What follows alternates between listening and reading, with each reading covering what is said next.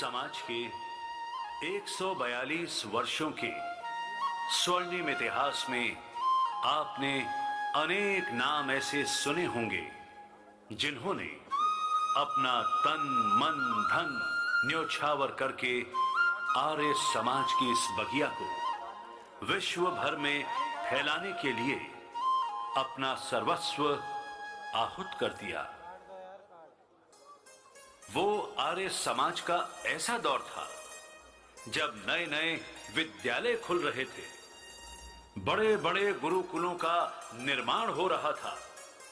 लोगों को विधर्मियों से बचाने के लिए अनाथालयों की स्थापना आर्य समाज की ओर से की जा रही थी। जाति प्रथा, ऊंच नीच के भेदभाव को समाप्त करने के लिए आर्य समाज सामाजिक आंदोलन चलाए हुए था। अनेक लोग आर्य समाज के समाज सुधार के कार्यों से क्रोधित भी थे और आर्य समाज के बारे में गलत गलत धारणाएं भी फैला रहे थे।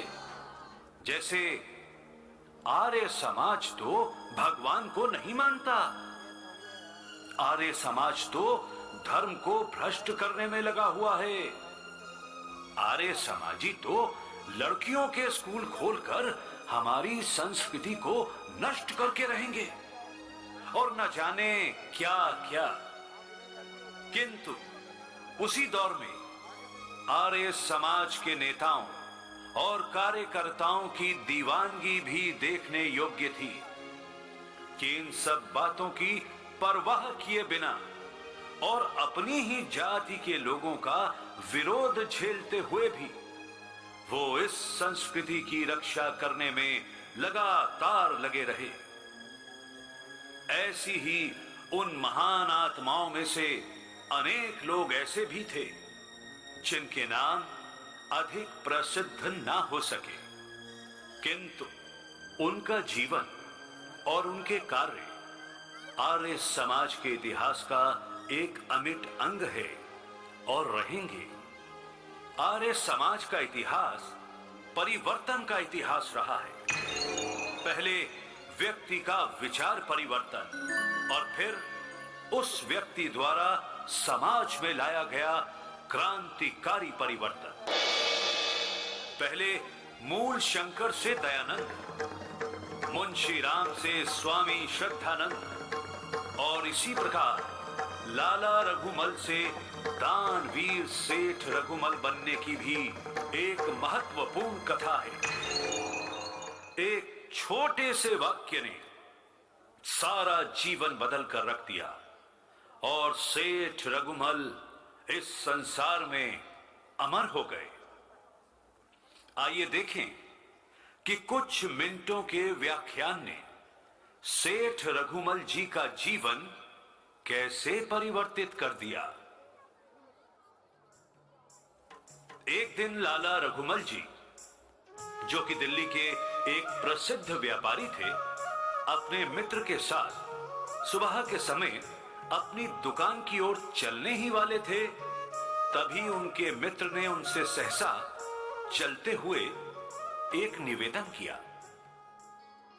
लाला जी, अभी दुकान खुलने में कुछ समय है। अगर आप ठीक समझें तो यहाँ पास ही के आर्य समाज मंदिर बाजार सीताराम में सत्संग चल रहा है। मैं चाहता हूँ कि आप भी उस सत्संग में अवश्य चलें। ना बाबा ना मैं आर्य समाजी हूँ और ना ही मैं आर्य समाज के व्याख्यान को सुनने जाऊंगा। ये तेरा काम है, तू ही कर। आर्य समाजी तो लड़कियों का विद्यालय बनवा बनवा कर हमारी संस्कृति को नष्ट करने में लगे हुए हैं। और सत्संग काहे का, जब वो ना तो भगवान को मानते हैं और ना ही धर्म को। ना लाला जी, आप जो मानते हैं आर्य समाज ऐसा कुछ भी नहीं कर रहा, बल्कि वो तो समाज की कुरीतियों को दूर करके और समाज में लड़कियों को शिक्षित करने के काम में जुटा है। अरे ना भाई, रहने दे इन बातों को। मुझे सब पता है क्या है वे लोग है? भाई मैं तो नहीं जाता तेरे आर्य समाज में। लाला जी, ये बातें आर्य समाज के बारे में उसके विरोधियों ने फैलाई हैं। मैं तो फिर आपसे हाथ जोड़कर प्रार्थना करता हूँ कि आज आप थोड़ा सा समय निकालिए वास्तव में आज बहुत सुंदर व्याख्यान होने वाला है। अच्छा भाई, आखिर किसका व्याख्यान होने वाला है? स्वामी श्रद्धानंद जी का। नाम तो आपने सुना ही होगा। आज स्वामी श्रद्धानंद जी दिल्ली आए हुए हैं। आज उन्हीं का व्याख्यान होने वाला है। भाई देखो, मन तो नहीं है, पर आप कहते हो तो आपके कहने पर आपकी मित्रता के नाते चल पड़ता हूं। ये कहकर लाला जी बाजार सीताराम पहुंचे, जहां स्वामी श्रद्धानंद जी का व्याख्यान चल रहा था। इतिहास साक्षी है, महर्षि दयानंद के आने से पूर्व संपूर्ण भारतवर्ष अविद्या एवं अज्ञान के अंधकार में डूब रहा था। आज भी हमारी प्राचीन संस्कृति खतरे में है। आज की युवा पीढ़ी पाश्चात्य संस्कृति के प्रभाव में बिगड़ रही है। अशिक्षा एवं बाल विवाह के कारण नारी जाति की दशा शोचनीय है।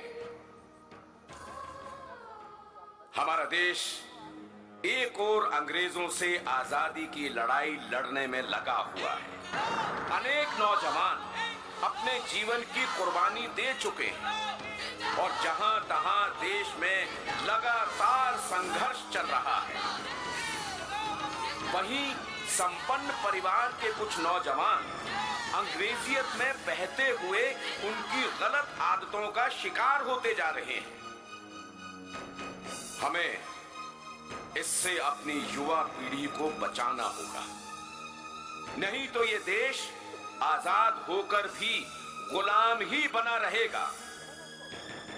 इन नौजवानों के बिगड़ने का एक बड़ा कारण कहीं ना कहीं हमारे कारण ही बना हुआ है। मैं बड़े दुखी मन से दिल्ली के उन व्यापारी भाइयों से हाथ जोड़ करके निवेदन करता हूं, जिन्होंने अपनी आमदनी बढ़ाने के लिए अपनी जायदाद का एक हिस्सा नाचने वालियों को किराए पर दे रखा है। यदि वे धन का लोभ छोड़कर इस अपवित्र कार्य को अपनी जायदाद से बंद करवा देवें, तो इससे इस समाज का बड़ा ही उपकार होगा और इस संस्कृति को बचाने में आपका भी बहुत बड़ा योगदान होगा।